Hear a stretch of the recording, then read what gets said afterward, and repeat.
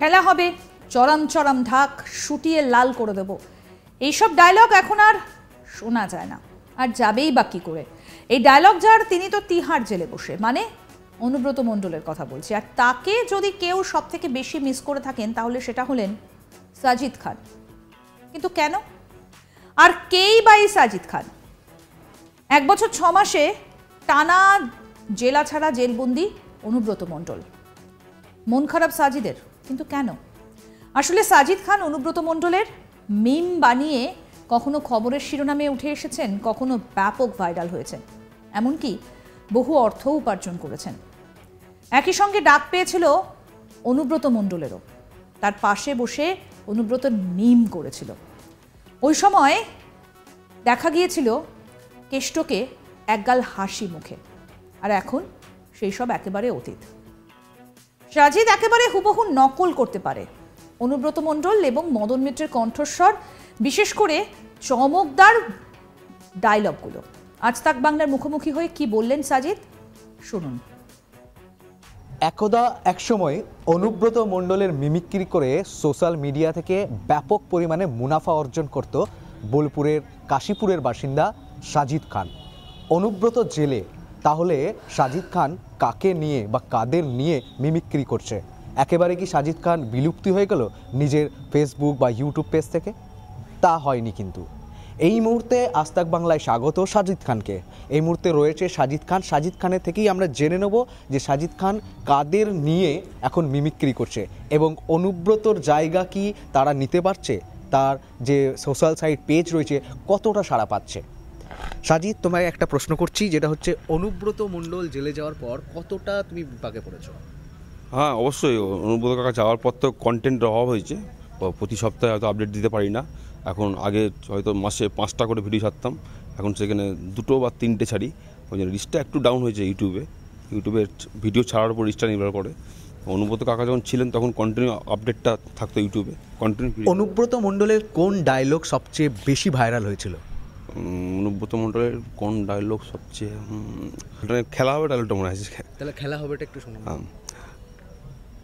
হ্যাঁ, খেলা হবে, খেলা হবে, ভয়ঙ্কর খেলা হবে, এই মাটিতেই খেলা হবে, খেলা শেষ হবে না।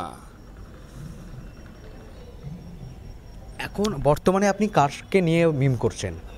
এখন আপাতত আপনার কুণাল ঘোষ, মদন মিত্র, এদেরকে নিয়ে করছি এবং যথেষ্ট ভালো রেসপন্স, খারাপ নয়। তবে অনুব্রত মণ্ডলের মতো না। না, অনুব্রত কাকার ডায়লগগুলো বেশি একটা ফানি টাইপের ছিল, মানুষ ওগুলো বেশি খায়। আপনার সোশ্যাল মিডিয়াতে বেশি ম্যাক্সিমাম ফানি ডায়লগ বেশি চলে, তো অনুব্রত কাকার যেহেতু ফানি ডায়লগ, ওগুলো বেশি মানুষ শুনতে ভালোবাসতো এবং বেশি করে রিচ পাওয়া যেত। কিন্তু মদন মিত্রটা খারাপ নয়, ভালো সাপোর্ট। মদন মিত্রের যে মিমিক্রি করছেন সেতে সারা মিলছে, কোন কোন ডায়লগের উপর করেছেন এবং কোনগুলো সেটা? হ্যাঁ, একটা কচি আমনি করেছিলাম, একটা ওটা একদম মদন মিত্রের কায়দায় যদি শোনানো হয় এই মুহূর্তে বেশ, আমি চেষ্টা করছি। আমরা বাজারে গেলে বলি না, বাবা যাই দিবি দিয়ে একটু কচি দেখে দিবি, কচি জিনিসটাই আলাদা। তুমি দেখবে পাকা আম যেমন মানুষ খায়, কিন্তু কচি আমের ভাव কিন্তু ডিমান্ড অনেক বেশি, কারণ কচি আমকে দিয়ে যদি ক্যাটওয়াক করাও, কোনো মডেল দাঁড়াতে পারবে না। আরও একটা জিনিস বলছি, যখন বিরোধী দলের নেতারা অমর্দন মিত্রকে কটাক্ষ করছে, সেই কটাক্ষ প্রসঙ্গে আপনার পাল্টা কোনো মিমিক্রি আছে সেরকম কিছু জানা?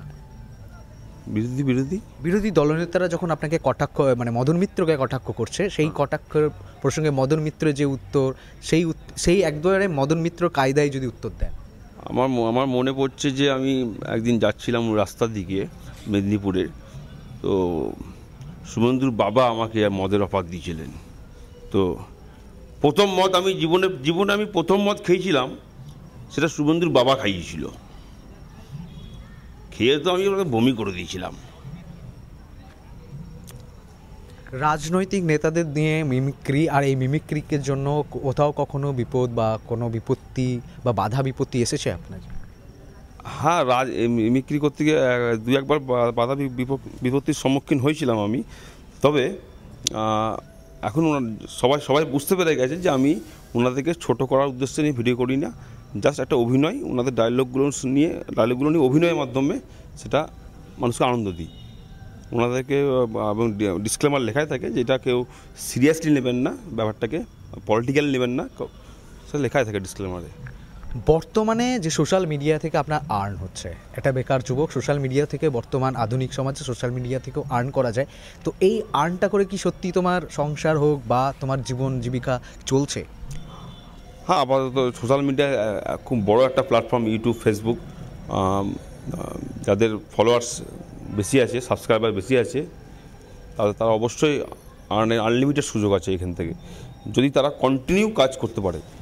কাজটা কন্টিনিউ করে যেতে হবে, মানে এখানে আপনি আপডেটটা প্রতি সপ্তাহে আপডেট দিতে হবে, যেমন ক্যাটাগরির ভিডিও হবে সেরকম ক্যাটাগরিতে আপলোডটা কন্টিনিউ করতে হবে, আর তারপর তো আনলিমিটেড আর্নিং।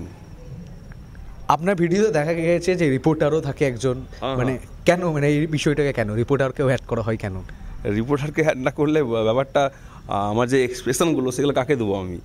যে আপনাকে আমি বলছি, আমি কচি জিনিসটাই আলাদা, তুমি দেখবে পাকা আম যেমন মানুষ খায়, কচি আমের ভাগ কিন্তু ডিমান্ড অনেক বেশি, কারণ কচি আমি যে বলছি আপনি এক্সপ্রেশন দিচ্ছেন, এটা একটা সিনেমাটিক ব্যাপার হয়ে যাচ্ছে। দেখবেন আমার ফ্রেমগুলো দেখবেন সব সিনেমাটিক ফ্রেমে থাকে, ওর ক্লোজ রিয়াকশান, আমার ক্লোজ রিয়াকশান সব মিলিয়ে একটা দরকার হয় তো এটা রিপোর্টার। এই মুহূর্তে অনুব্রত মণ্ডলকে মিস করছেন? হ্যাঁ, অবশ্যই অনুব্রত কাকাকে তো অবশ্যই মিস করছি, কারণ উনি এলে আবার কিছু কড়া ডায়লগ শুনতে পাবো, ফানি ডায়লগ শুনতে পাবো, আর আমার চ্যানেলে অবশ্যই রিচ বাড়বে। আমরা এই মুহূর্তে সাজিদ খানের সাথে কথা বলছিলাম। সাজিদ খান জানালো তা যে সোশ্যাল মিডিয়া প্ল্যাটফর্ম থেকে যে আর্ন করা যায়, এক বেকার যুবকের জীবন জীবিকাও চলতে পারে এবং তার প্রতিভাকে তিনি বহিঃপ্রকাশও করতে পারেন এবং সকলের সামনে তুলে ধরতে পারেন সেটা। তবে অনুব্রত মণ্ডলকে কিন্তু মিস করছেন তিনি। এই মুহূর্তে সেই বক্তব্যই কিন্তু সাজিদ খান তুলে ধরলেন এবং অনুব্রতর মতো চড়া এবং কড়া ডায়লগ এবং তার সেই ডায়লগকে মিম করে সাজিদ খান ব্যাপক ভাইরালও হয়েছেন কখনো কখনো। এমনটা দেখা গেছে খোদ অনুব্রত মণ্ডল তাকে ডেকেছিলেন এবং অনুব্রতর পাশে বসে সাজিদ একটা সময় অনুব্রতরই মিমিক্রি করেছিলেন। বীরভূম থেকে শান্তনু হাজরা, আজ তাক বাংলা। এই হচ্ছে সেই সাজিদ খান। খেলা হবে চরম চরম ঢাক, শুটিয়ে লাল করে দেবো, এইসব ডায়লগগুলো এখন আর শোনা যায় না। কিভাবে শোনা যাবে? কারণ এই ডায়লগগুলো যার, তিনি তো তিহার জেলে, মানে অনুব্রত মণ্ডলের কথা বলছি। আর তাকে যদি কেউ সব থেকে বেশি মিস করে থাকেন তাহলে সেটা হলেন এই সাজিদ খান। কিন্তু কেন, তার উত্তর নিশ্চয়ই পেলেন। ইনি হচ্ছেন একজন মিমিক্রি আর্টিস্ট, আর তিনি এখন বলছেন যে মন খারাপ, কারণ অনুব্রত মণ্ডল এখন জেলবন্দি। আরও আপডেট পেতে আজ তাক বাংলার ইউটিউব চ্যানেল সাবস্ক্রাইব করুন, নোটিফিকেশন পেতে বেল বাটন অপশন প্রেস করুন। এই ভিডিও সম্পর্কে আপনাদের মতামত জানান, কমেন্ট করুন, শেয়ার করুন, হোয়াটসঅ্যাপে ফলো করুন আজ তাক বাংলা।